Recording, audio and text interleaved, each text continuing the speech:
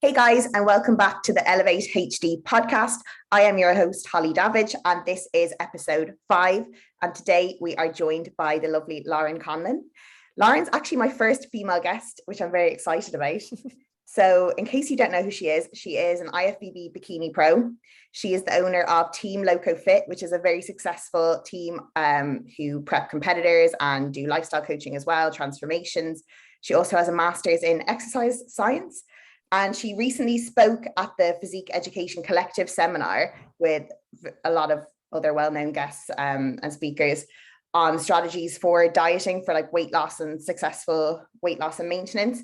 So I thought it'd be really good to get her onto the podcast. I've also been listening to Laurin for years. I remember back in, I don't know what it was, 2017, 2018, I'd be listening to Redefine Healthy Radio when I was in the lab in Cambridge, like doing my pipetting on my own. It just kept me company. So I thought it'd be great to get you on. So Laurin, welcome to the podcast.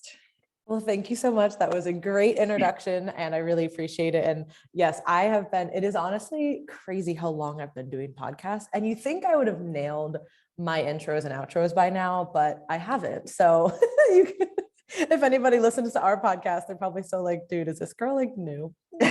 It's just me. But yes, thank you so much. And yeah, it was a really great talk at the Physique Education Collective. I've actually been a part of it almost since the first one. I was at the second one and been at most of them since. And it's just a really great seminar. Obviously, I love in-person stuff. I am a huge extrovert, and I just think that there's something about in-person learning that's so unique.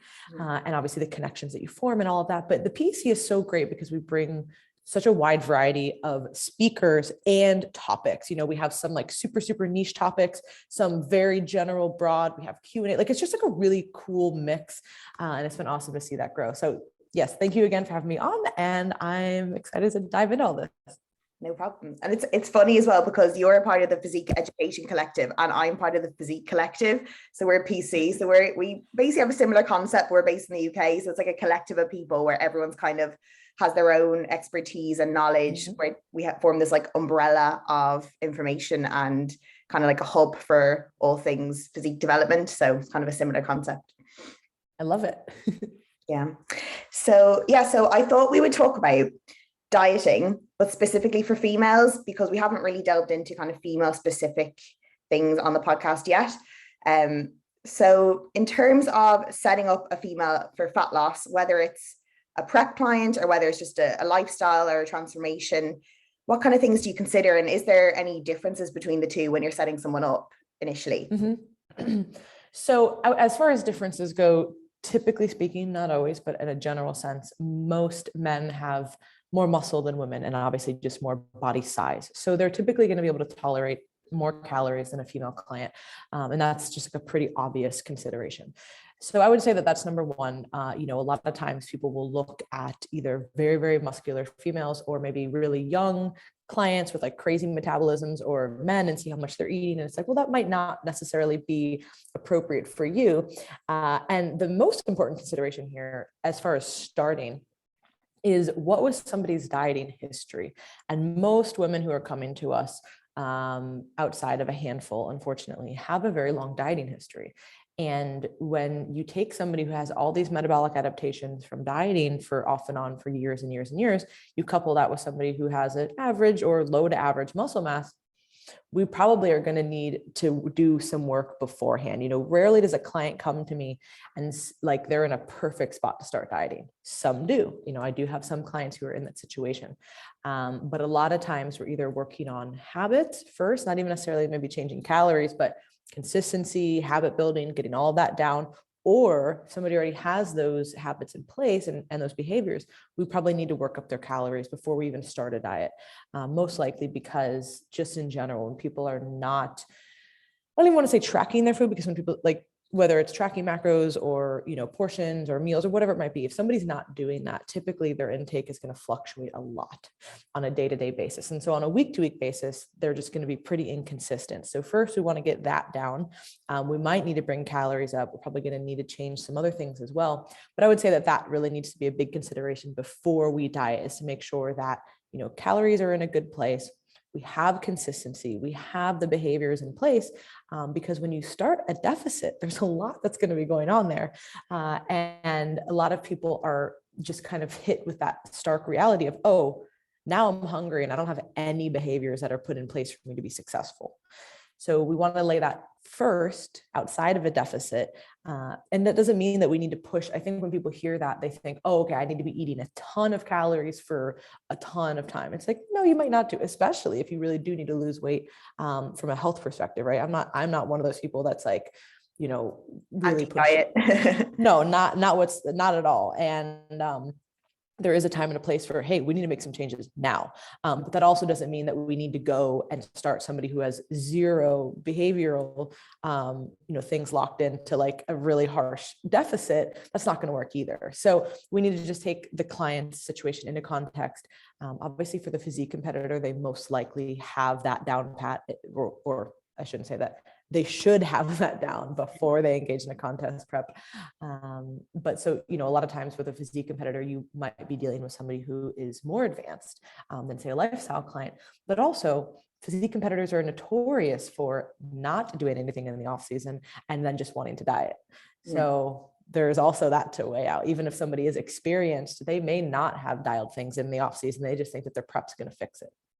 Yeah, that's why I try and avoid the term off season to clients, because it does kind of imply that there's some sort of like taking your foot off the gas. And obviously you do have a little bit more flexibility and leeway when you're not dieting, but you still need to make the improvements. And that's when you have the calories, the energy to fuel your training and to gain the muscle mass you need. So it's kind of a bit of a tricky kind of connotation.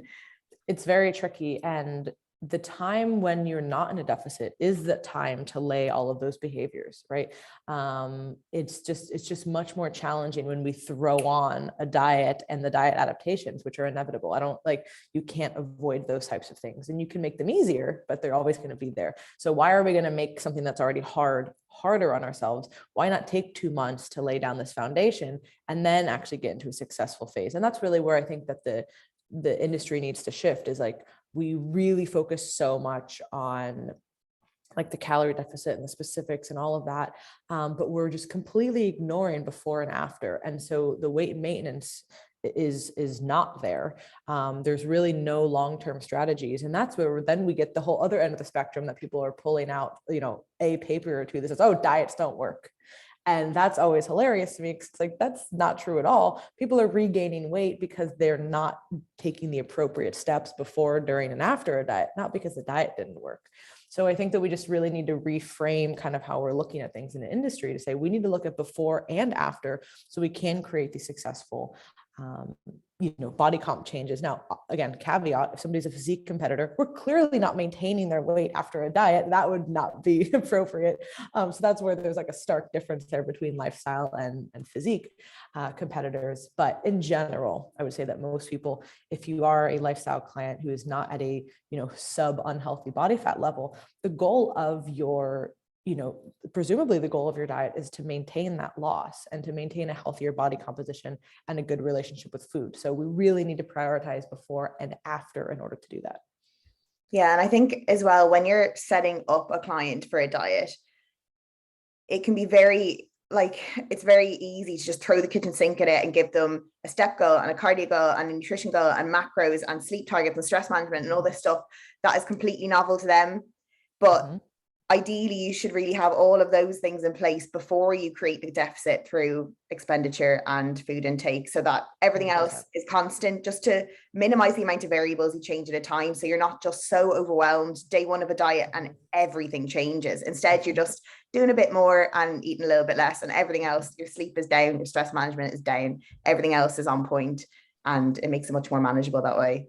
So much more. And I get a lot of pushback from people because they're like, this is boring. Or, if I talk to other coaches about this, they're kind of like, yeah, I got it. That's easy. And I'm like, but are you doing this with your clients? Because this is actually what is most important. And you can have, like you said, all of these great tools and you know how to optimize and give the perfect program, but the perfect program means nothing without context. And if the context is that this person doesn't have all these other things laid out and they're hitting that successfully, what are we actually doing? So to your point, yes, we need to make sure all of that is done first. And it doesn't take a long time, but it is not just like, hey, let's throw the kitchen sink at them and like hope for the best, because people are pretty excited and motivated when they first start, but that will wane pretty quickly. And that's why we can't rely on that. We have to actually rely on habits and structure and all of that. Yeah, and that's what I was going to ask you, because obviously when a client first comes to you, they want to lose weight, they're excited, they're motivated. How do you sell that initial phase to them? Because although you're trying to set them up for success, to them, they're like, I don't want to do this maintenance phase. It's really boring. I just want to get the fat off. So how do you kind of convince them that it's going to be in their best interest? Well, first, on our intake form, we are going to ask, kind of any history, et cetera. So, sometimes people will tell us, and if they haven't, I'll ask, when I'm talking to them, hey, what have you done in the past? Why has this not been successful? Right. And that generally reveals the answer, right? So like if, hey, I've done this and this is what happened. Okay, well, if we did this again, we're probably going to get that response. So instead, let's try a different approach. And what you've done the past 1 to 10 times hasn't worked. Why don't we try something different? But it is about setting short-term goals as well. Because if you're just like, hey, we're going to, in a year or two, like you're going to be where you're like, fuck that. I'm not waiting a year or two. Like I can go buy XYZ BS plan and get abs in 8 weeks. Right. And you're like, well, probably not, but have at it, right? So instead, you do have to set those short-term goals and say, hey, here's the big picture of what I'm thinking. But in the short term, this is what we're going to focus on. And that plan can change. And also prefacing that, hey, this plan can change based on how you're responding. But as long as you give people something to work towards that they know, okay, like this is what we're going to be doing in the short term, that is really useful. And there's plenty of clients who we will lose because of that. There's no doubt about it. But ultimately, I know as a business owner that we're doing the right thing. And a lot of times that person might initially back away, but they might come back and be like, wow, I really did need to hear that. I just wasn't maybe ready at that time. So I would say not compromising those like morals and those values as far as like what is appropriate for a diet or not. Of course, as a coach, you have to make concessions and meet somewhere, maybe not where you think again is optimal. You have to probably meet them somewhere in the middle and maybe even more kind of on their side. So if you're saying, hey, we probably need a year or two, it might be, again, different timeline than you would ideally like, but you still do have to take the client's long-term health into consideration. Yeah, and that's the kind of hard, easy sell. Yeah, when you're trying to be moral and you're trying to do the right thing and have the client's mental and physical health at the forefront, it's almost that the client has to make the mistakes first with the easy fixes and the 8-week fat loss challenges, and learn that that's not necessarily the route to long-term success before they come to you. So it's kind of a long road to get there. It's honestly, it is frustrating, right? Because then when a client has come to you in that situation, right? Again, 10 times they've done and there's nothing wrong with challenges. I'm not against challenges, because I think that there are some that are really great. But just as an example, they've done 10 different challenges, or they've yo-yo dieted for 5 years. Okay, well, we got a lot of work to do now, right? Where instead I'm like, if we could just, again, shift this kind of perspective to like, if we could do this in the beginning, then we wouldn't have as many of these issues that are going to take this is why it takes so long to correct, because things compound and they build over time. You can't expect that all of your dieting history and all of your past behaviors are going to get erased in 3 months. They're just not. I mean, that would be great. And some people respond very quickly. But I would say the majority of people, as with everything on like a bell curve, the average response is going to be not as quick as you'd like. And then there's going to be some people who get the really short end of the metabolic stick, and it takes them exorbitant amounts of time to see any progress. And that's a hard pill to swallow. And I have clients like that. And it is fucking tough, because as a coach, you want to do more, right? You want to see the results for them, and it's really hard on them to be like, hey, I feel like I'm putting in so much effort to just get a little bit. And it's like, well, that's just the way that the cards were dealt for you. Like everything is optimized at this point. And some people are going to have a harder time in certain areas than others. And yours happens to be this area, which is unfortunate because you actually care about this area. But that's just, again, being realistic and honest with clients.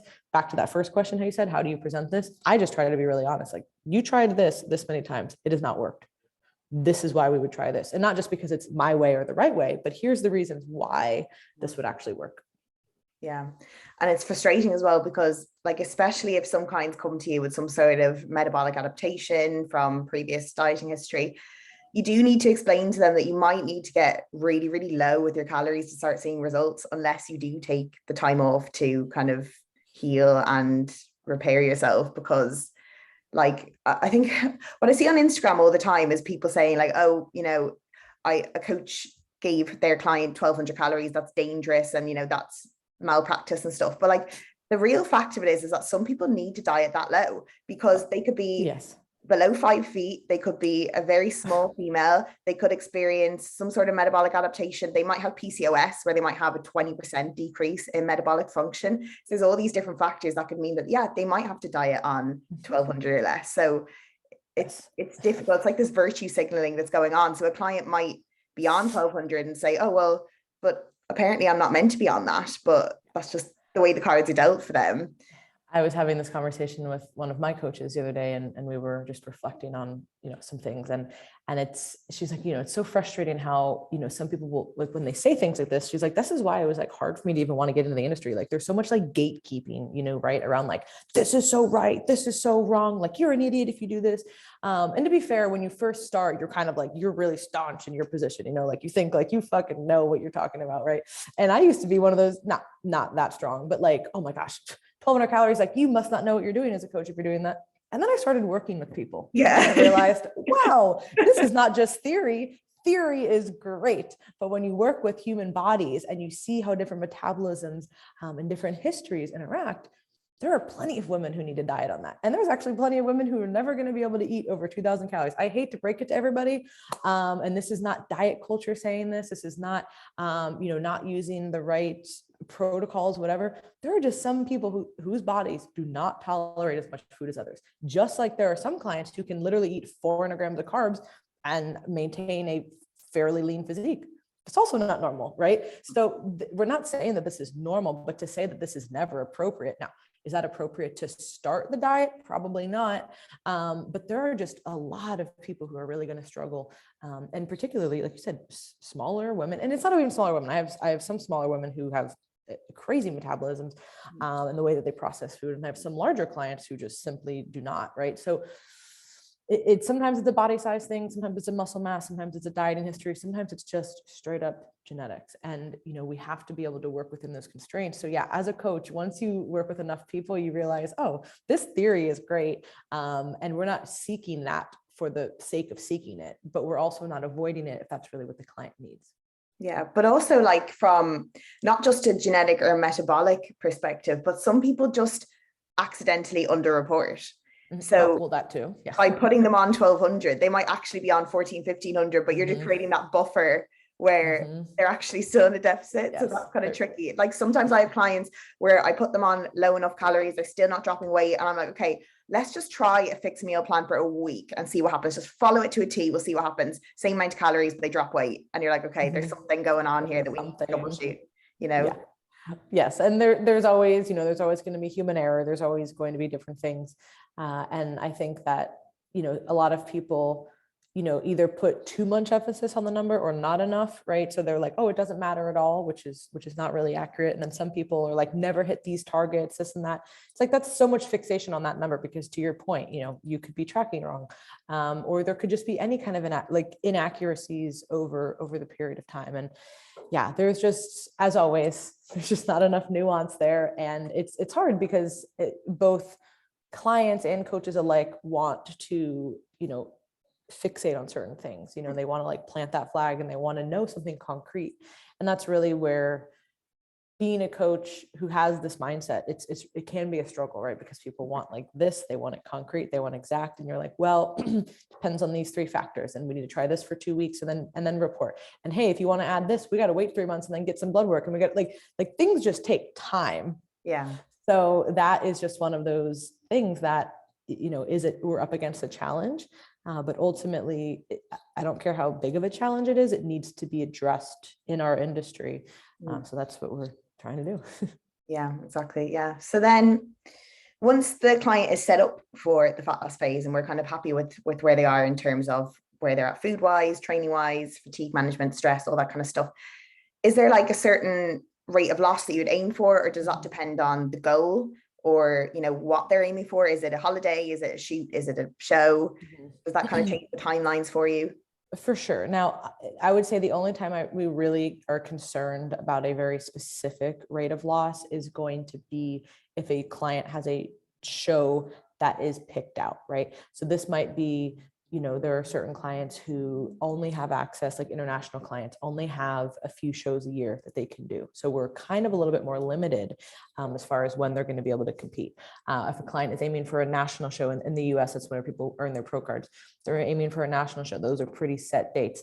Or if somebody just says, hey, this is the show that I've committed to and I'm going to do it. That's when we really need to say, all right, how much roughly do we think that we need to lose? Let's add a little bit, and then we'll kind of keep pushing for that. But outside of that, even if it is a prep client, I don't really get, again, hung up on these numbers of rate of loss, because there's going to be such a vast rate of loss differences, like week to week, that I really like to refer to not just weight, but also measurements, and especially for the physique competitor, the photos. And for lifestyle clients as well, because there's so many people. I'm thinking of a client right now. She's had an amazing transformation physically, mentally, all of that. We worked together before she dieted. She's been dieting, and she's made substantial losses, but really nothing like crazy, right? But she looks completely different. Her body comp is different. Her clothes are fitting differently, buying new sizes. Everybody's like, oh my gosh, you look amazing. Like you XYZ. She's like, yeah, I've only lost X amount. They're like, what? And so it just goes to show how powerful that is. And that's really where, not just looking at the rate of loss, because if I were just to look at the rate of loss and never see those other factors, I would say, oh my gosh, well, we've had an okay dieting phase, but in reality, we've had a banging dieting phase. It's just looked different based on the numbers. Again, that's a lifestyle client. So for a physique client, it is going to be a little bit different. There are hard and fast rules. You probably need to be this lean, right? Like there's not really a lot of room for error there, because it is a very specific goal with a specific endpoint. So I would say that, yes, while I never really know what someone's stage weight is going to be like, unless I've worked with them before, we generally have a kind of a good goal, and then we will work towards that. And I really don't like to set a timeline per se, unless for those examples that I mentioned in the beginning. I would rather just say, okay, like let's start. And then as we see how the first 2 months go, then we can dial things in, because somebody might be responding great, or shit might be totally sideways in their life, how they're responding to this diet, et cetera, et cetera. So it can be a little bit more challenging then. Yeah. And like, as you were saying, like I'm from Ireland and we have one IFBB show a year in April. So if you miss that, then you're screwed. But in the UK, we have loads throughout the year. So there's plenty of choice there. So yeah, and in America, I think you pretty much have them every weekend. So yeah, especially I live in Florida. So there's legitimate, I don't even know the number now, but it's over a show a weekend. Like there'll be multiple weekends where there's shows in different places. And that's obviously just because it's a very large, NPC Florida is very large. But yes, we have a lot of access. So it's going to be different in that situation versus, I had a client turn pro this year in Japan and there's only a few shows. So, hey, we picked this one and this is the one that you can turn pro at. All right, we got to do that one. So it's going to be more specific for certain clients. Yeah. Sometimes obviously it's necessary to have a strict timeline, but for others, like if you gave a client a rate of loss goal and they didn't achieve that, then they might feel like they've disappointed you or that they failed that week, when you could think your visuals look better, but they haven't reached that rate of loss. So then they feel like it's been a dud week. 100%. That is why I do not like to specify those targets. Again, we touched on this a little bit before. What are the differences between men and women? And this is not a hard and fast rule, but again, a lot of times women can become very, very neurotic about their, bodies and their progress and all these, just all of that. And so much of that is tied into this expectation. So I don't need to take a client who's maybe already a little bit on the neurotic side and make them even more so, right? Why would I want to do that? I want to eliminate those, variables and those hurdles for them to make it actually easier and a more enjoyable process. Because if we're taking away the mental strain from the diet and, just making that part easier, everything else in their life they're going to be able to free up that energy to be in other areas of their life. So one of the most rewarding things is when people are dieting, they're like, wow, like this, because we laid the right foundations, we did all this stuff beforehand, this dieting phase is actually easy. And like all this energy that I would have spent worrying about my food and my body and this and that, like I have a much better perspective. I'm much more detached now. And I'm able to actually use this energy, because we only have a finite amount of like mental and physical resources. I can use these resources and this energy in other areas of my life, my relationships, my career, my personal development goals. Like that's what we want this to be, right? So I think that, yeah, adding another layer of something that is potentially going to bring somebody down is just, I don't want to do that in any capacity. Yeah, it's mad as well, because like I've been in the industry for a good few years now, and I still in gaining phases find the scale difficult, and I still have that emotional attachment to it. And that's why, like, even though I'm a coach myself, I couldn't imagine not having my own coach, because I just need someone to keep my head screwed on. Even though I know it myself, I'd say it to my clients, I can be completely objective with them, but myself, it's a different story, and I just can't. I just need someone to tell me. It is much harder to be objective with ourselves. And this is something where, I just had a client come back who, worked with me for a while and was like, I'm, ready to go on my own. I was like, okay, if you ever need me again, you know where to reach me. She was like, man, she's like, as soon as I answered the Zoom call, she's like, I feel like just so relieved right now. Like, I'm just so happy to see you. And she's like, I know what to do, but like having this accountability and just being able to check in is so, so crucial. And just have that person who is detached from you in your life. And, I'm sure you get this too, like our clients develop a very close relationship with us. That's one of the perks of having a small team, is I really get to know my clients.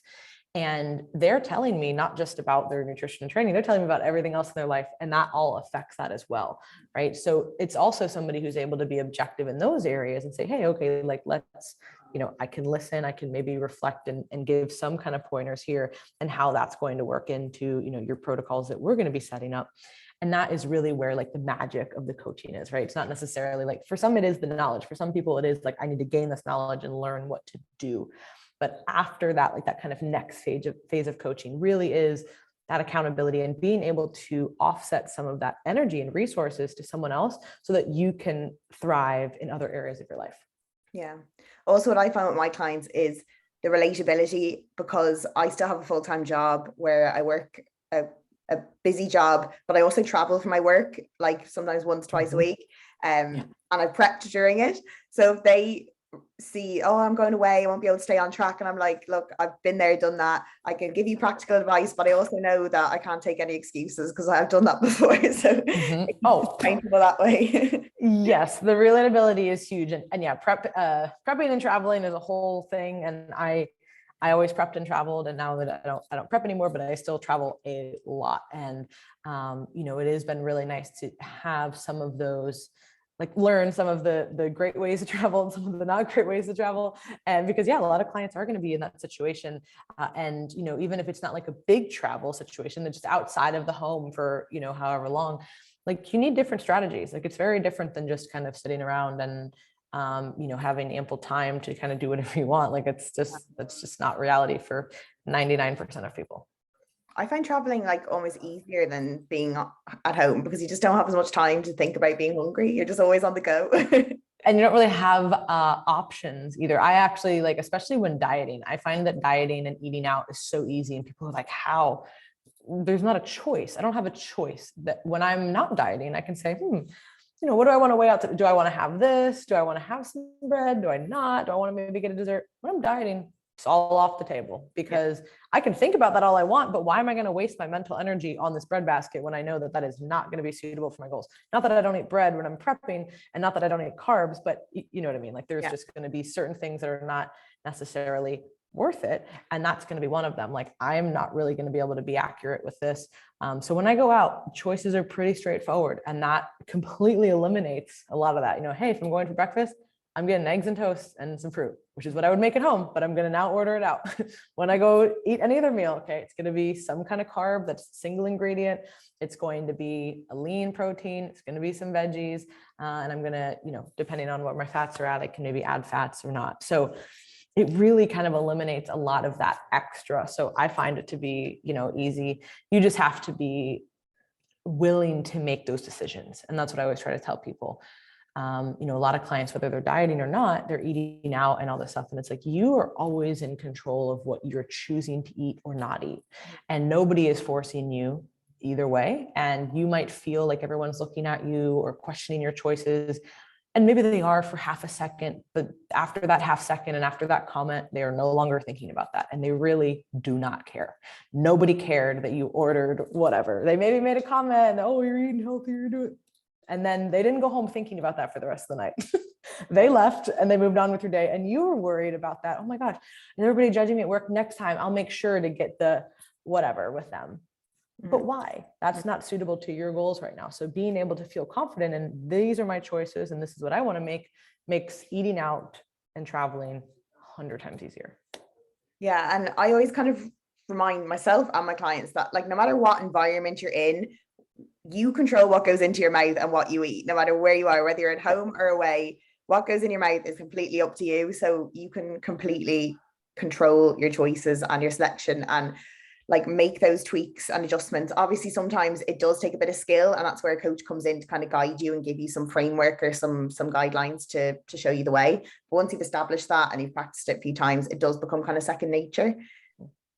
Yeah, 100%. And yeah, there's no that it's not even like there's no excuse, but it's like we don't have to fall off plan every time this happens. You know, like that's again speaking to the like it's not just a diet phase. People think of a diet phase as something that is contained in this vacuum.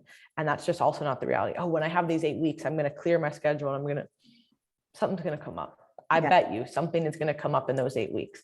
And if you're not ready to meet that challenge, how do you expect for the rest of your life to have any kind of maintenance or any kind of just sense of normalcy around food? If you're always saying, I'm either clearing my schedule and nothing's going to get in my way and I'm going to eat out of my Tupperware, or shit's going to hit the fan and I'm doing whatever I want. Like we need to have a happy medium here. And even if it's not 100%, if we're still 85% on track, like all the time, you're doing really good. Yeah. It's the consistency that's important, really. Yes. So when you say like when you're out and about and you're like eating out and traveling and the choice is taken away, that's why I feel there is a certain argument for establishing a meal plan kind of structure, especially in a prep situation. Now, when I started getting into nutrition, I was like, no meal plans, I'm all about flexible dieting, choice all the time. And I always looked down on coaches that would give meal plans, but then I found that they actually do have utility in the right places. So I don't know whether you have a certain like approach that you would give. Like, do you always do macros or do you do meal plans or do you do a mix? Yeah, so I was the same way, right? Again, when I started, I started personal training back in 2010, but formally coaching in 2013. And that was kind of when I started tracking macros and learning all about that. And that was like science and that was cool. And if you did anything else, it was wrong. And that's actually, why I did my research project that I did, which looked at those types of dieting. And it's been interesting to see how that's shifted over time, almost 10 years later, how my view has shifted. And it's not necessarily about the meal plan being right or wrong. It's how it's being used and utilized, right? And how it's being, a lot of the issues we were seeing in the industry back then, and I mean, even still now, but I think to a lesser degree with the, so to speak, meal plans, were that people were getting a 5-food meal plan, being told by their coach they can't deviate, and if you do, you're a failure, and just shut up and listen to the plan. That's really where all these issues were coming from, right? First, there's obviously some nutrient deficiency, considerations there with having such a limited food list. But really, I think it was the psychological ramifications of like, don't ask questions, do this, or you're off plan. And the more that I've learned about dietary restraint and understanding flexible and rigid restraint, that's really where those issues were.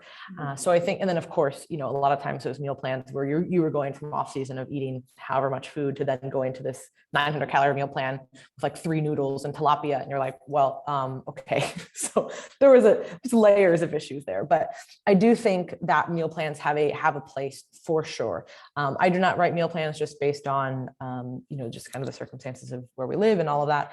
I would not feel comfortable doing that. It's out of my scope technically, but I will say we either obviously have macro targets for clients. We now do something where we just habit track with people, which so some people who are not even ready to kind of dive into all that, they do habit tracking. But then for other clients, I'll be like, hey, if it is something like, let's self-create a meal plan, like walk through a day, fill out this form, send it back to me, kind of what you're eating, when you're eating, and we can change that. So it can kind of become a meal plan of sorts, but it's something that they've created and I will look through, so to speak, instead of just me saying, here's an exact meal plan. And I find that works for a lot of clients, even just giving some nutrient timing recommendations as far as like, hey, let's just structure this, or just saying to a client, instead of actual targets for the day, here's just meal estimate, like rough targets for you. That sometimes is just enough for people to be like, oh, that took the guesswork out of everything. And that seems intuitive to me, right? Because I've been doing this for a very long time. And that's one of those things that as a coach, you have to be able to detach, okay, what is intuitive to me is not intuitive to other people. And my experiences are very different than other clients' experiences. So if they're struggling with this, let me think of ways that maybe I wouldn't need, but maybe they're going to need. And that's one of them that has been really useful that we've incorporated. Yeah, because I remember like at the very beginning when I just starting out, I would just give people protein, carb, fat targets, off you go. And then like they wouldn't know how to do it. And I would be like, what? I do not know how to track macros. But then you realize that, at one point I had no idea what a macro was. So we all start somewhere. So I have different kind of approaches. Like sometimes I'll just give them like a sample day of eating, kind of hypothetically, like if I were in your shoes, here's how I would do it. Or what I do sometimes is I give them like a hybrid, like on a spreadsheet where it's like a day in the life, but they can change it with like drop downs and stuff, so they can kind of create their own meal plan and kind of change things to suit their macro goals. And that gives them a bit of education as well, being like, okay, if I have 100 grams of this and then I do this, then I can have a bit more of this, and kind of playing around with it a bit themselves. No, it helps a lot to have that, just a little bit of additional education, and not everybody needs it, right? I don't want to stifle a client who doesn't need that. So a lot of times I'll just be like, let's see what happens, let's do this and see what happens. And then we adjust, because things that I could say, oh, you might need this, they don't actually need that, but they need something else. So there's so many different approaches, but what you're saying, and what I've been saying is basically taking the client, looking at them as the individual, where are they struggling? And then reverse engineering the solution from that particular struggle. And those struggles and challenges are going to change over time, but we need to address them as they come, and they are going to be very different for every single person. Like there's kind of general things like, all right, I know this person's probably going to struggle here, this person's going to struggle here, but like the exact specifications to them and their life is only they're the only ones who are going to know that. They have to relay that to me, and then we can make those changes. Yeah, like you can use previous anecdotes with other clients to guide you in your decision making, but ultimately it's not, this is what I do. You're more looking at the client saying, what do they need and how can I give that to them and provide that to them in the easiest way possible. Yes, that's what coaching is, right? All the stuff that we provide on, social media content, our podcast, different interviews that I do, like this is all like kind of the general framework, right? But if a client is working with me, that is what we are working on, the actual specifics. Like we're going to use the baseline stuff that kind of works for everybody. So we're going to start. And then as things continue to unfold and I see where the challenges are, what their body needs, what their feedback is, that is where we can create the perfect plan, right, for them at that period of time. And that's the biggest difference between just sending someone a program versus customized coaching. Yeah. And that's what you're paying for. Like, that's what coaching is, like it's not, hey, here's like your first program that I send you, like that could be shit, right? Like that's my best estimation based on what we've discussed, but that might change very quickly. And it might not change at all. I might have nailed it, right? And I'm not saying that I send out someone's program and it's usually like light years off, but the point is a few weeks in, you really start to see where those challenges are and where somebody needs the most help and assistance. Yeah, because I don't know if people still do that, but sometimes people sell once-off training plans, once-off meal plans, and it's really just a shoot in the dark, because it's you set that as a baseline, and from that week on week you refine it to suit the person, because it's just an educated guess at the beginning. But to really enhance that and to tailor it to the person, you just need time to see how they respond. Yes, time and their feedback, which is incredibly important, because again, that is where this all stems from, is what someone is sharing with you. So for the client or anybody listening who's thinking of hiring a coach, or is working with a coach and is afraid to talk to them, don't be. If your coach does not take into considerations the things that you were sharing, then that's a red flag, number one. But most importantly, a lot of times clients do not want to share things because they're like, oh, I don't want to get, like, I don't want them to get upset at me, or I don't want to seem like I'm going off plan. I need to know if you're going off plan, because that means the plan needs to change. Doesn't mean that I'm going to scold you. I mean, there obviously is a time to be like, hey, maybe like we need to get our shit together, right? But for the most part, there's a reason that the program is failing. There's something that we could do that could make it easier, or take away something that is making it harder on you. And the only way that you're going to know that as a coach is if somebody is sharing that information with you. Yeah, because when you have a check-in with a client and you make an adjustment, you're adjusting it based on the idea that they're adhering to the plan. So if they're not adhering to the plan and you make an adjustment, then it's really it's pointless. Like, you need to know exactly where they're at. You need to know if they go off track, and you need to build that rapport and that trust so that you know that they're not going to feel judged or feel guilty if they do confide in you, because you need to know the information. I need to know. And like, listen, if you're fucking off, like, you got to tell me. You don't tell me that everything's great and that but really you hate the plan. You're not even following it. Like, at some point I'm going to figure it out. I'll be like, okay, this is, these things aren't lining up. But people can surprisingly keep a lot of things to themselves, right? Like, we have a pretty detailed check-in, but you're choosing what you want to share there. So there are still times where all of a sudden you'll be like, oh my gosh, what? Like, this client will just all of a sudden unload on you something or many things. And you're like, I had no idea. And as perceptive as I try to be, ultimately you can only be so perceptive, like, you can notice changes, but you can only be so perceptive before you really just are in the dark about something. Yeah. And that's why it's important when you're selecting a coach, not to just pick who looks the best on Instagram, who has the best abs. You need to know, will I be able to get along with this person? Do we match on that level? Would we be a good fit? And that's why, like, people run like consultation calls and stuff initially, because you need to see if you can build that relationship, because that is way more important than how the coach looks and their appearance on Instagram.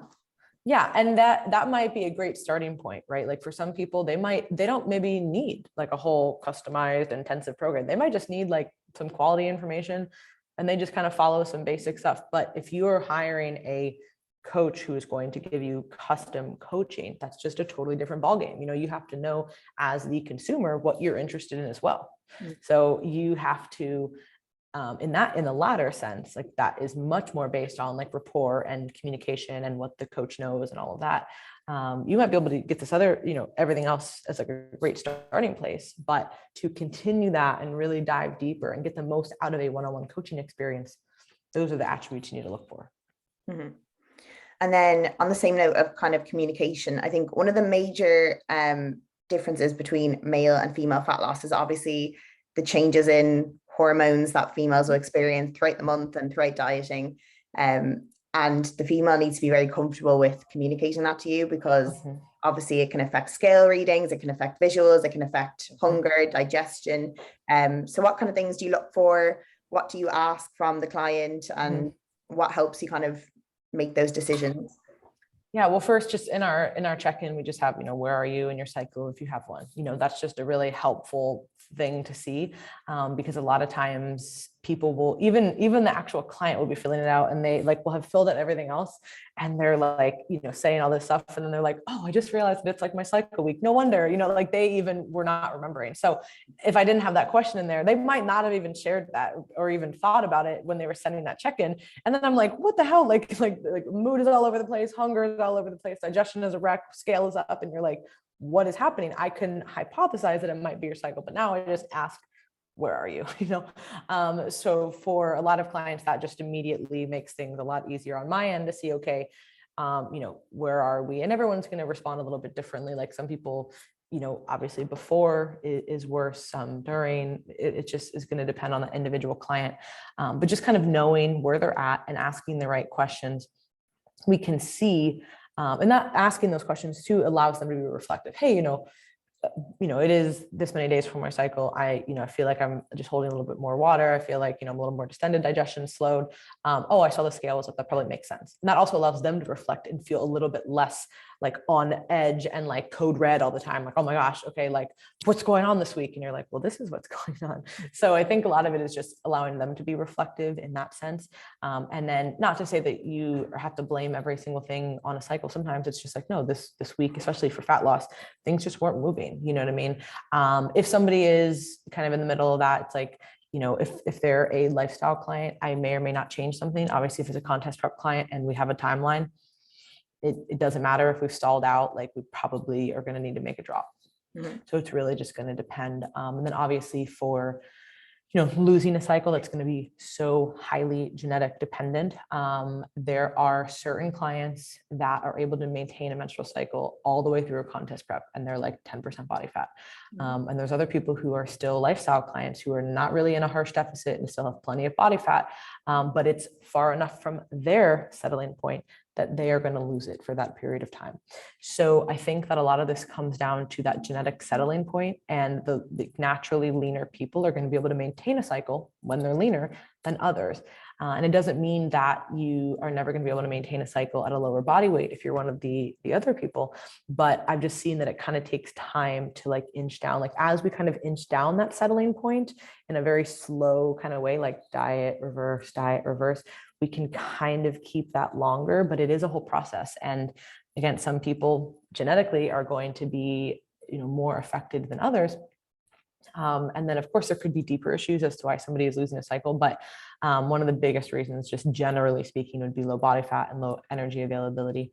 I also find that the especially afterwards, so say somebody has lost a cycle with dieting and they, immediately are like, all right, got to get body fat up, got to get energy, like change this, like, less cardio, more food, like more body fat. Well, what ends up happening a lot of times is, especially if the client is engaging in maybe some overeating and they're just very up and down, right? So maybe their intake is lower end of normal a few days a week and then really, really high other days. And then they're still trying to maybe do some cardio to compensate, or maybe they're just really, really stressed out. That is not a body that's like, give me a cycle. Like, even though you've added body fat, your calories are on average higher. The stress effect I've just found really, really messes with clients in that situation. So it's one of those things too, that it's not just calories in, calories out. The same thing goes for regaining the menstrual cycle. It's not just as easy as total calories per week and body fat. That is a huge, huge determinant. And that's the biggest two determinants, of course. But it's not the only thing. And especially if somebody has a really sensitive system, if they are going through those very kind of chaotic periods, it's going to be really hard to get a cycle back. Yeah. And that's going through those extremes is not going to be an optimal environment for health and for regaining that cycle. And yes, obviously calories and body fat are a massive part of it, but you need to look at all the other factors of your life that contribute as well, like your allostatic load, or however they call it, is like your sleep and your stress and just your emotions and your mental health, your physical health. Like, there's so many different factors you need to consider. So just eating a lot of calories and having a higher body fat isn't the full picture. It's not all the pieces of the puzzle. No. And again, like you said, it is a huge piece of it. So we're not saying that that's not, valid, but it is not the only thing. And we just need to be able to look a little bit deeper into those other things. And that's where working on stress perception with the client and having outside of fitness goals and all these different things, and just kind of changing how we view different stressors is really key. And then, of course, obviously, if somebody is engaging in kind of overeating or overcompensatory behaviors, working on things like that is going to be absolutely essential. And last but not least, time. So when we're talking about losing a cycle in particular, it's going to take time to get it back. And, if you lost it for a month, probably don't need to expect to get it back. You can probably expect to get it back pretty quickly. If you've lost it for several months or several years, it's going to take some time, and there might need to be some supplemental and or hormonal, aids as well. And that's totally fine if the client decides to go through with that. There's nothing, in my opinion, that's wrong about that either. That's not the first line of defense. Don't lose your cycle and be like, oh, I need to get on HRT. Probably not. But if you've worked on several things and you've done your due diligence there, that might be something that is needed in order to get that back. Mm-hmm. Yeah, again, it just completely depends on the person, their situation, and how patient they are. And are they really doing everything they can at the moment before they bring in kind of external aids like that? For sure. So then when, say, like a lifestyle client comes to the end of their diet, I think the old historical way was they just kind of drop off the face of the earth and the coach is like, yep, done my job, see you later. And obviously that is a recipe for disaster because, you know, obviously cravings are probably high, hunger is high, food focus is high, and that's probably the worst possible time to leave someone to their own devices. So how would you go about kind of transitioning someone away from that deficit back up to a happy maintenance level? So right after a diet, like you mentioned, it is just filled with adaptations. Your body is like, hey, we want to add body fat, not anything else. So your hunger is incredibly high and dysregulated. You know, your satiety is very low. And your body is preferentially going to try to restore body fat instead of anything else. So that period, immediately we want to add calories. Now, the biggest difference between lifestyle versus physique is that, generally speaking, a lifestyle client is not going to be as lean as a physique client for obvious reasons, right? And that it doesn't need as much of an immediate rebound, so to speak. But we still do want to get calories up, and I do want to add flexibility back in. So for most clients, we've worked on adding in an untracked meal or two or days pre-diet. For many lifestyle clients, I actually keep in untracked meals during the process instead of refeeds. I've changed that over time. So for some people, that's already a seamless transition. But if we had pulled those out, we're going to add those back in. And we're going to have certain things where they just have a little bit more flexibility. So it's less just mentally draining and less of a grind, on top of course, being fed more. That just the amount of changes we're going to make and the rate of changes as far as adding food is just going to be slower than a physique athlete. A physique athlete, we're getting body fat up. Like, now, again, not out of control. We're not trying to rebound somebody, but we do want to get them back to a place that is more stable, because anybody who's ever been contest lean knows that you're not stable in any capacity. So we're trying to get things a little bit more stable on really all fronts, from, you know, physiologically, hormonally, et cetera. And then also I do want to add flexibility for them, because think about it, at the end of a diet, everybody, whether you're a lifestyle client or prep client, but especially if you're a prep client, everybody is like, I want to go do this with you. I want to go here. And like, you've been talking to your friends and your coworkers and your family and significant other, whatever. Oh, I want to try this new restaurant. Oh, I've been wanting to try this wine. Everybody wants to do something. So the worst thing you can do is to be like, nope. Then what's going to happen? They're either going to say, fuck you, and they're going to go do it. And they're going to probably go do it tenfold more than they would have. Or they're not going to do it. And then they're going to feel like, just like, oh, fuck, I already finished this. Like, what am I still doing this for? And then eventually it'll chip away. And then they'll likely go off plan. We really want the most important thing after a diet phase is avoiding overeating episodes, because your body is so sensitive at that point that I really, really don't want somebody to go into an overeating episode or a binge, because physiologically and psychologically, that is so damaging, and it has a really big snowball effect. And that snowball effect is fucking quick. If you have one binge, it is so easy to have another, and then it's 4 days have gone by and you're like, oh shit, like what's happened? And we really want to avoid that. So if we can get calories up to a more stable place, add a little bit of flexibility, again, within reason. You know, I'm not saying, hey, go from eating 1,000 calories to 3,000. You know, that's not going to be a good idea. But it is going to be somewhat of a significant push. Biggest difference will be, you know, I probably won't make as many jumps or as large of jumps for a lifestyle client versus a physique client, because they probably didn't get as low, and their body comp doesn't need to change as much. Again, the goal is to have some type of weight maintenance after a fat loss phase for the lifestyle client, so that we can slowly kind of etch down that new settling point. So when you said that, obviously, like in this time, your brain is kind of driving you to eat because it does want to add on body fat, it does feel deprived, your metabolism is obviously adapted to a certain extent.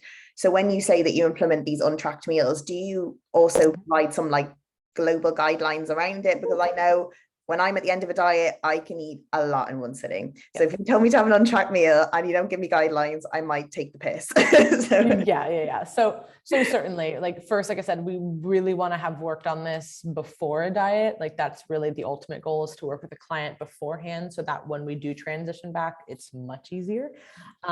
Generally speaking, right after a diet, we're still going to have, hey, earlier in the day, these are going to be your targets. And then for this meal, make sure there's high protein, make sure that you moderate your portions, et cetera. And depending on the client, like if I know the client has like totally gotten it, like good to go beforehand, it won't be as much of a transition. If a client has really struggled before, I might just not say, hey, go have an untracked meal. It might be like, hey, we're going to have an untracked dinner, but like, let's try to frame it around this, right? Like, let's try to have this, but not that. Or if you want to do like split a dessert or some like, right, like give them some type of option, like either have a drink or have dessert and like make sure your meal is high protein and moderate. Like sometimes it's like that. And for other people, it's like, hey, maybe like we don't go out quite yet if you don't want to do that, or you're not feel comfortable, if you feel like that's going to set you off. But let's just make something at home and not necessarily track it, right? Like, let's just have this untracked. So again, really going to depend on the client, depend on where they were beforehand. But perfect situation is that we were going to have all that laid out before. If that isn't the situation and it's not perfect, which is a lot of the cases, really working through with that client, okay, what do you think is like a reasonable meal that does this sound reasonable? And then they're like, okay, I can do that. And guess what? They might fail. But what is better than not trying? Like, I still think it's better than not trying, right? Because if I don't try, and we say, nope, don't go have one. And then they do go and have a meal like this, and then that gets out of control. That's not good. That's really, again, what we're trying to avoid, because then that mentally sets a lot of clients off, and then they're going to want to overeat. Yeah. And it's the same situation like with the reverse versus the recovery diet, because a lot of clients might be kind of attached to remaining a certain amount of leanness. So they might prefer a reverse approach where you add like minimum amounts of calories per week, 50 to 100, whatever. But likely they're not going to be able to adhere to that, and they might end up overeating or going overboard, and they'll probably create a larger surplus than if they were to just jump back to an estimated maintenance to begin with and not feel as deprived. So it can be very kind of appealing to feel, okay, I'm going to stay as lean as possible and eat as little as possible and just really gradually build. But realistically, that's not going to be satisfactory for anyone, especially when you lose that goal of dieting and you don't have a purpose anymore to stay so lean. It's hard to like battle with your head and with those urges to eat. Oh yeah. Afterwards is through and through the hardest part. There's no doubt about it. It is absolutely the most challenging part. After a diet, you are just physically and mentally in a very just kind of strained position, for lack of a better word, like you're just kind of compromised in those areas. And going into it knowing that is really important. Yeah. So always prefacing that with people. And that's the other reason I try to preface people to not just jump into a diet. Like we have to not just think about the diet. It's what are we doing afterwards? And do you have the capabilities to maintain all this after? And if we don't, probably not a good idea. Because you sometimes just mourn the loss of the diet because you had such a purpose and such a reason to get up in the morning, to do your cardio, to do your steps, to do your training, blah, blah, blah. And when that's all gone, you're like, what is my purpose? And I struggle with that a lot. The last time I competed was like the end of 2019, and I had a really, really long season. And then obviously it just stopped. I came home and I was like, who am I? Like, what is my identity? I've been the competitor, the lean one, the tiny one for like 30 weeks. And now I'm not that. And I haven't built this framework as to what I am apart from that. So I had to really build on that and kind of develop other facets to my personality that wasn't relying so heavily on being in a deficit and getting lean. Yeah, it is a huge challenge. And I echo the sentiment a lot on podcasts, but I think it is so important. Like, you have to be prepared. If you are doing a physique competition, you are being judged by strangers on your physique. And if you are not mentally ready for that, buckle the fuck up for afterwards, because you are going to be very, very distraught, because there's only one winner. And even if you win, you could win the whole show. You could get the overall at the show. It does not replace the fact that now you're like, oh, well, that they judged me well, but what about these next people? And then you're always going to hold yourself to that. And that's if you're looking at this in the wrong way. You know what I mean? So I really think that a lot of people get into this as something that they think is going to be fun, and it is fun, but they are not prepared for that backlash afterwards. And just the reality of what bodybuilding is. Somebody might not like your physique ever, and you might get last place every time you get up there. You have to go into it knowing that. And that's not a negative mindset.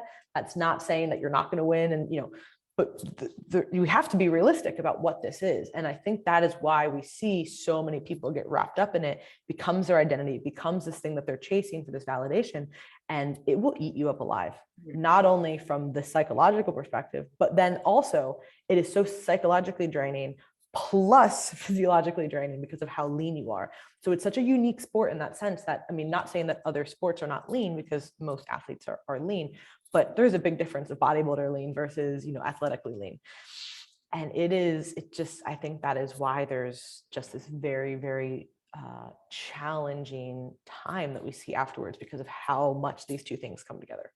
Yeah. And definitely like knowing what you're getting yourself into and realizing that there's a reason people call it a challenge is because it's really hard sometimes. And that's why a lot of people find reward in the fact that it's hard and they overcome it. And other people don't find it rewarding or satisfying at all. And that's why like some people go into it with the wrong ideas and for the wrong reasons, do it once, hate it, and then spend the rest of their time bad mouthing it about how awful it is, how unhealthy it is, how terrible it is, when obviously it just wasn't suited to them. So I don't think not everyone should compete, but some people love it and enjoy it and they thrive off it and they love the challenge and they know it's hard and they kind of, you almost have to revel in the difficulty of it and embrace it. Whereas other people, it doesn't suit them, and that's fine. But just realize that you don't need to necessarily badmouth it because it didn't work for you. Nope. Competing didn't do those things to you. It was how you chose to compete or how you viewed competing. Bodybuilding is what it is. Yeah. You either like it or you don't. You're either prepared to put yourself in that vulnerable position or you're not. You're either ready to prep and dig that deep to get to very low levels of body fat or you're not. That's it. And if you choose to haphazardly diet back to back to back to back and wreck your metabolism and wreck your hormones, that's on you. Nobody else. That's not the sport's fault. That's your fault. And I think that a lot of people, if they were able to reflect on that, they would not feel maybe as badly about things. And it's just unfortunate. But again, I like to preface that for people, like, listen, this is what this is. When somebody comes to me like, you know, I want to do a show, can you get ready in 12 weeks? Like, still hear that. I'm like, no, definitely not. And are you prepared? If you're not prepared to put in a certain amount of time to get on stage, you're probably, you don't have any business being on stage. Yeah, you need to be able to put the prep work in before the actual prep begins. Like it's a long-term thing. It's not a 12-week process. It's beyond that, much before that and much after that. It's a whole lifetime commitment for as long as you're a part of it. It's going to be a part of your life. And if you want to treat it like a bucket list goal, then we probably need to pick another goal. And I'm not saying that people can't do a show one and done. I love supporting clients who want to do that, but they still have to understand what this is, you know, like, and there is a big difference of somebody who's like, you know, I just kind of want to casually compete, or somebody who's like, I want to fucking turn pro. Big difference. And I'm not against somebody who wants to casually compete, but they still need to be aware of what this is and not be like, oh my God. And, you know, to be fair, I didn't know this when I got into it. Most people didn't, right? And so you do it long enough, again, like kind of like coaching, then you're like, oh shit, this is a lot more than theory about how this is going to work or how this feels or how this sounds. So I think that, you know, just preparing people's expectations is absolutely key. Yeah. And like when I started my first prep, I thought, oh, I've done a summer shred before. Same thing. Like, and I just realized it's not the same thing. Like you get to a certain point where you got summer lean and then you have to go far beyond that and way more uncomfortable. So usually you'd stop where it gets kind of uncomfortable, but then you just have to push right through that, ignore all the pain and keep going. There is like, it's just, I always like, you know, like Dante's Inferno, like the, you know, the layers of hell. And I'm like, after, like, there's literally a certain point in prep where like, you just hit this, like, this layer, you know, and you're like, all right, this is where we are the rest of the time. There's no more kind of, oh, I feel good some days, I feel bad some days. No. Every day is a struggle. And that is what is required. And some people less than others, right? Some people who are genetically a lot leaner are going to be able to get there. And like, what's the problem? Prep's great. Yeah. I love bodybuilding. You're like, oh, that's cool for you. For people like me, I have to lose a substantial amount of body fat to get on stage. It's not like that.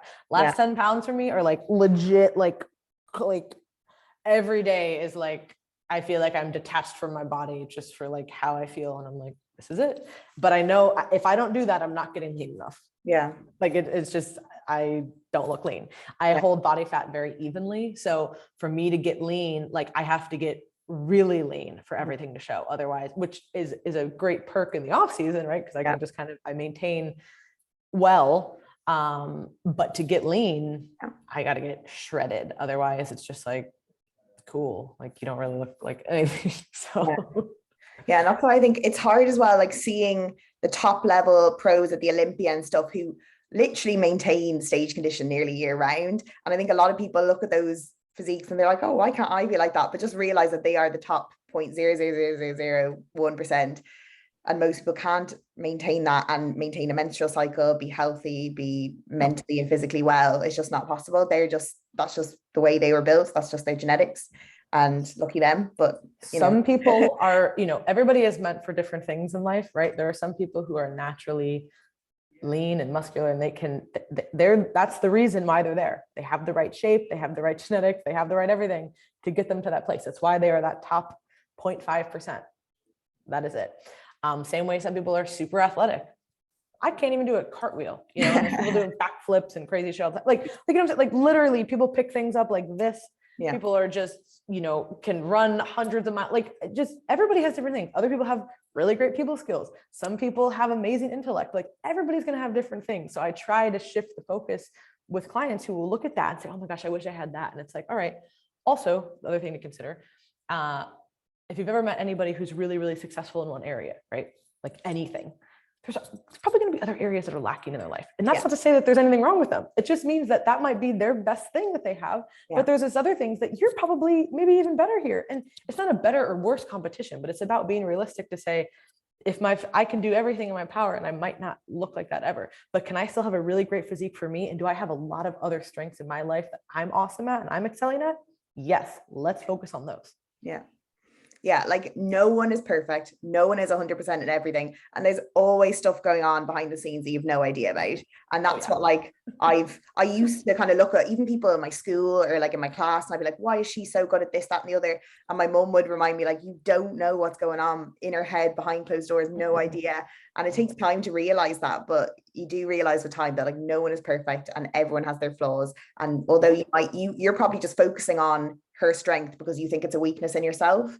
So you probably need to self-reflect a little bit on that as well. Yeah. And then focus on your strengths, like there's different things that everybody's going to be really great at. And it's, that's what we should all focus on improving. And not to say you can't improve your weaknesses, because you certainly should improve those as well. But it's just about a comparison that is, I don't think comparison is bad. I just think that just kind of unbridled comparison that's completely unrealistic is what can be a problem. Yeah, definitely. And we're all unique, and there's a reason why we're all on this world, because we're all different. Exactly. Yeah, we'll just end it with something like that. Just everybody. On the final holistic and happy note, we're all unique individuals. Pretty much. So we did a really well-rounded review of like kind of before, during, and after the diet, which I quite like having like a whole view of something, which has been very very informative, and I'm sure the listeners will find it very useful. Awesome. Well, I appreciate it so much. I thought this was a great conversation. And we brought up a lot of really good points. And I think it just hopefully will give some people a few things to think on and maybe change their long-term approach. Yeah, hopefully. Yeah. So if the listeners want to find you, where can they do so? So our website is teamlocofit.com. We have a podcast called The Loco Fit Show. It's on all podcast platforms. We have obviously our team Instagram. My personal Instagram is at Laurin Conlin, LaurinConlin. And then that's also where my YouTube channel is. And I'm just starting a YouTube resurgence. So I feel like I should say that now because I'm being forced to go back, just kidding. But so there's a lot of content, whether you're a visual learner, an auditory learner, we really just try to put out great information on a weekly basis. So you can find us all there. And then our website has all that information as well as coaching and courses and everything that we offer as well. Yeah, that's great. And as I said, I've been listening to Laurin and watching her content for years now. So I highly rate for her. She's very informed, very educated, very knowledgeable, and really, really good at teaching. So I'd highly recommend checking her out if you haven't done so already. But thank you guys so much for listening. If you do tune in, I would really appreciate if you take a screenshot, share it to your story, tag myself. I'm at Holly Davidge on Instagram and at Laurin Conlin with an I. We would really, really appreciate it. But yeah, thank you guys so much for listening, and we will catch you in the next episode. Thank you.